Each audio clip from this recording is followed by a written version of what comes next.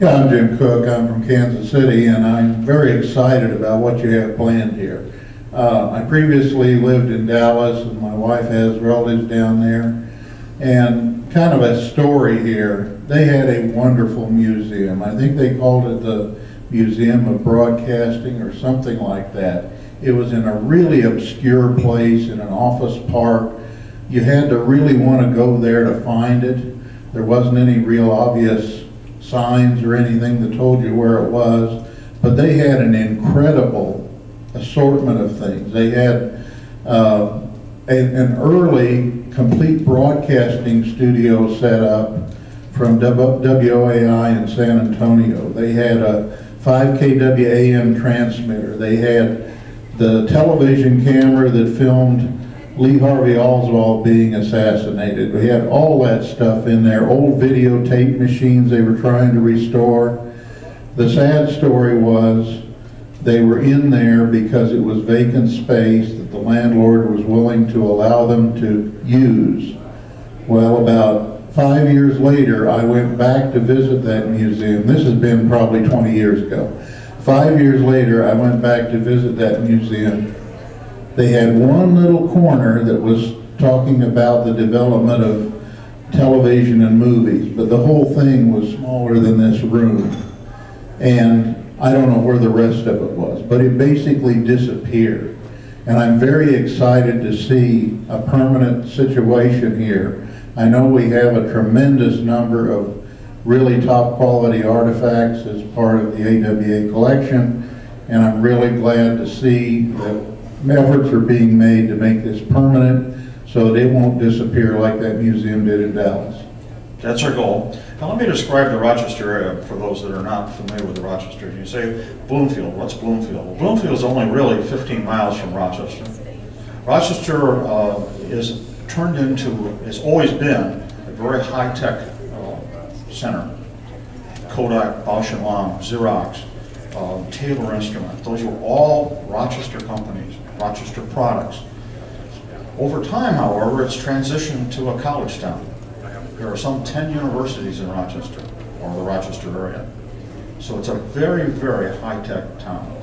Rochester has the highest percentage of ham radio operators in the United States per capita. So you get an idea of where the genesis of some of the AWA came from. It came from the people who were at Kodak, it came from the ham radio operators in Rochester. So it has a long history of being very, very technical oriented. So you may say, well, Bloomfield, New York, where's Bloomfield? Well, it's just down the road from Mendon, which is my town. So that doesn't tell you much either. But I will tell you that the Rochester as an area is a very, very high-tech, committed area.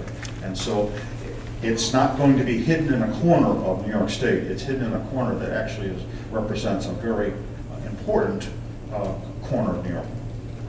Can I add to that? One of the things that the location, you know, every time you talk about real estate, it's location, location, location. Basically, the building that you see here, okay, is located on what is known as Routes 5 and 20. So what's that? Route 5 and 20 was the main highway across New York State before they built this thruway. Now, we can't build a museum on the thruway. This is as close as you can get because it's a main thoroughfare that goes east and west through New York. Now, one of the things that activities like Ron is doing with the town is actually under their own put signage up that says, "Welcome to East Bloomfield, hometown of antique wireless." Okay? They want to make sure they make the statement and work with us. So you'll see signage, there's signs up now, but you'll also see additional signing that they're planning exclusive of us because they want the pride of having it here. In the Rochester area, Bloomfield is a very known area. It's not like nobody knows where Bloomfield is because it is well known. One of the things that Bloomfield has, we find out, right? One of the oldest clubs in the entire area is the Bloomfield Science Club that has been meeting since the beginning of the 1800s. And we were invited about a month ago to come and attend this science club. This is a gentleman's club, by the way, I hate to say that, but anyway. we were invited to come and give what we were doing. And it was because these are the leaders, kind of Bloomfield.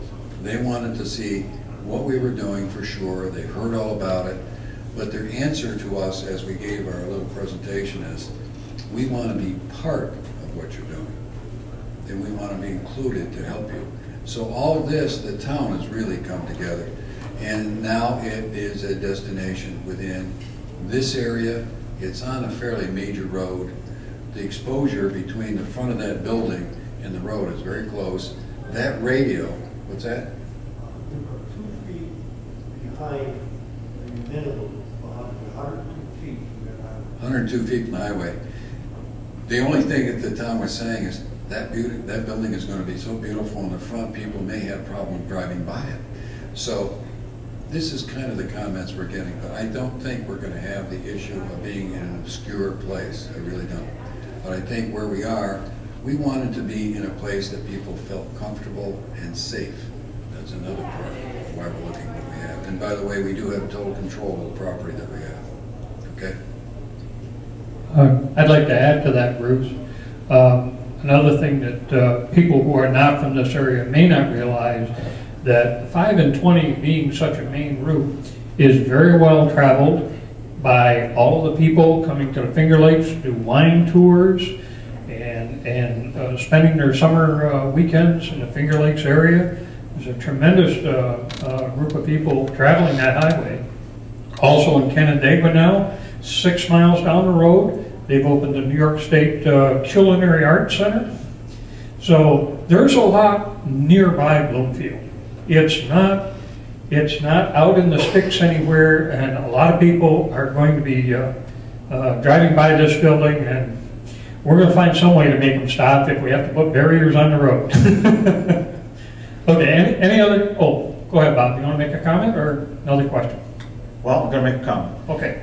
One of the things we're talking about doing is having a combination of tours with the Holloway House. Holloway House has just celebrated its 200th anniversary in Bloomfield, so it's an interesting town. It doesn't sound like much, but it's in a great spot and a great location, and we think it'll work very well for us. Other questions?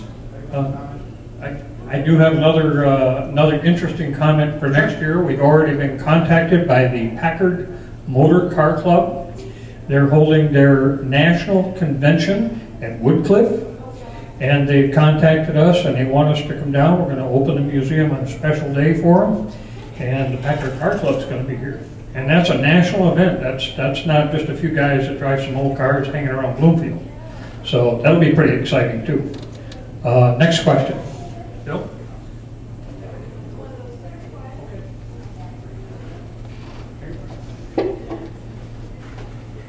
Didn't mean to make you drop your coffee. Don't be so excited. Thank you. My name's Ivor Hughes. I'm associated with the Lake Champlain Maritime Museum. A small museum, a lot of similarities, but of course in the maritime area. We run 2 programs there for kids. One is for at-risk kids from the schools, and we build 32-foot rowing gigs over about a 6-7 month period from scratch. And then the kids get to row, and then there's a number of competitions on the lake. The other program is where we have a camp in the summer where kids come and they build a kayak. It takes about 2 weeks, and then they go for a 2-week trip on the lake. Both pretty successful. The at-risk one is funded through the schools and through donations. The other camp, or the kayak one, is you just pay to go. We do have scholarships, but it's one way of getting a lot of kids involved. All right. That's pretty successful. I noted it down. Great suggestions. Thank you very much. Our sailing canal schooner, by the way, will be in Geneva this weekend if anybody wants to come and see it. Okay. It's on tour up the Erie Canal.